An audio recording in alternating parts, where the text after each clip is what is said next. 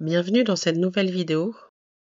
Depuis Vectorworks 2026, un nouvel outil a été ajouté, la cheminée. Avec cet outil, vous pouvez configurer rapidement et facilement des cheminées à la fois autoportées ou encastrées. Dans cette vidéo, nous allons voir ensemble les paramètres possibles.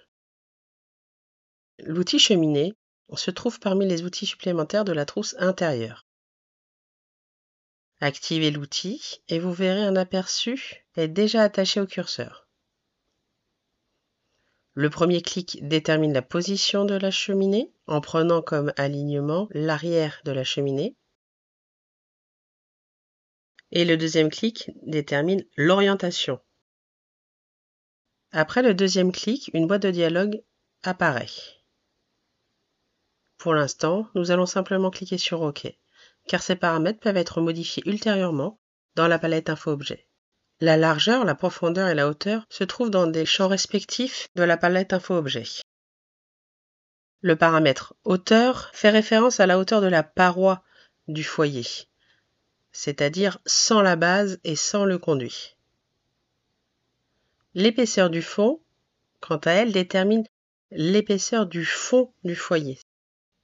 Dans le champ ouverture, vous pouvez définir quel côté de votre cheminée doit avoir un côté ouvert. Avant uniquement, l'un des côtés, l'arrière ou la combinaison de ce qui précède. Vous pouvez ensuite choisir comment vous allez remplir cette ouverture. Avec un cadre avec une vitre, un cadre uniquement, vitre uniquement ou sans rien.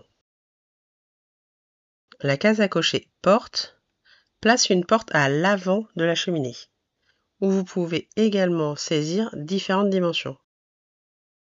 La case à cocher la plaque supérieure place une plaque sur le dessus de la cheminée. Sous le paramètre épaisseur, vous pouvez saisir l'épaisseur souhaitée de cette plaque supérieure. Le champ base vous permet de définir la configuration de la base de la cheminée. L'option par défaut est fermée, c'est-à-dire que la base de la cheminée est un bloc plein.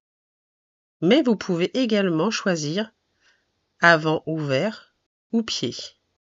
Avec les options fermées et avant ouvert, vous ne pouvez régler que la hauteur de cette base.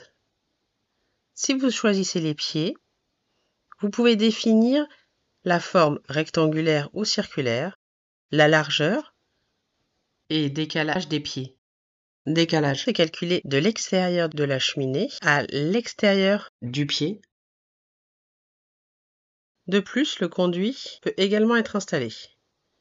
Pour la forme, vous pouvez choisir entre droite ou courbe. Et pour l'emplacement, vous pouvez indiquer au-dessus ou à l'arrière.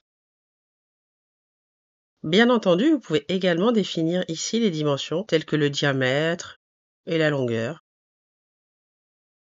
Avec des distances X, Y et Z, vous pouvez définir la position du conduit. Des accessoires tels que des flammes ou des bûches peuvent également être ajoutés. La bibliothèque Vectorworks contient déjà divers symboles prêts à être insérés. Le dernier élément de la palette Info-Objet détermine la représentation 2D de votre cheminée via des classes. Vous pouvez aussi glisser la cheminée dans un mur. Vous remarquerez que le mur devient rouge, ou du moins son contour. Une fois que la cheminée est dans un mur, vous pouvez régler le décalage sur le mur et le percement du mur est automatique. Chaque partie de la cheminée peut être liée à une classe. Cette classe vous permet d'attribuer différentes textures aux parties de la cheminée.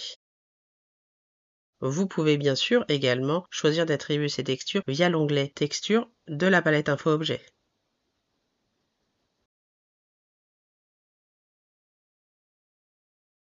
Tous ces paramètres peuvent être enregistrés dans un style d'objet, ce qui vous permet de rappeler rapidement les mêmes paramètres pour une autre cheminée. Nous espérons que cette vidéo vous aidera à utiliser Vectorworks et à bientôt dans une prochaine vidéo.